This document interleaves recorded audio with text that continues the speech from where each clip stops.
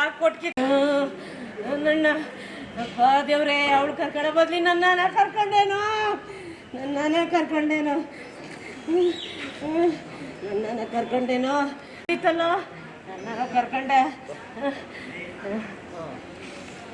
ಅಪ್ಪ ದೇವ್ರೆ, ಅಪ್ಪ ಕಾಪಾಡ್ಬಿಡು, ಅವನು ಕಾಪಾಡಪ್ಪ. ಮೇಡಮ್ ಎಲ್ಲಾದ್ರೂ ರ್ಯಾಂಕಿಂಗ್ ಅನ್ನೋದೊಂದು ಇವರು ಒಂದು ಎಲ್ಲಾದ್ರೂ ಪ್ರಶಸ್ತಿ ಕೊಡೋದನ್ನ ಸರ್ ಗ್ರೂಪಲ್ಲಿ ಶೇರ್ ಮಾಡ್ತಾರೆ ಸರ್. ನಾವು ಖುಷಿ ಪಡ್ತೀವಿ, ನಾವು ತಗೊಂಡು ಖುಷಿ ಪಡ್ತೀವಿ. ಏನ್ ಕೇಳಿ ಸರ್?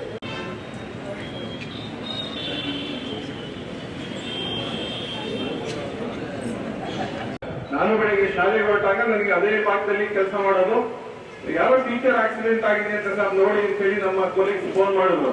ನಾವು ಹತ್ತಿರ ನಾವು ನೋಡಿದ್ರೆ ಆರ್ಥಿಕ ಸಮಸ್ಯೆಗಳು ಇದು ಸಕ್ಸಸ್ ನಡೆದಿರ್ಬೇಕಂದ್ರೆ ಯಾವ ಒಂದು ಇನ್ಸಿಡೆಂಟ್ ಆಗಿ ಸುಮಾರು 4-5 ಜನ ಟೀಚರ್ಸ್ ಎಚ್ ರಮೇಶ್ ಅವರು ಮಾತನಾಡ್ತಾರೆ.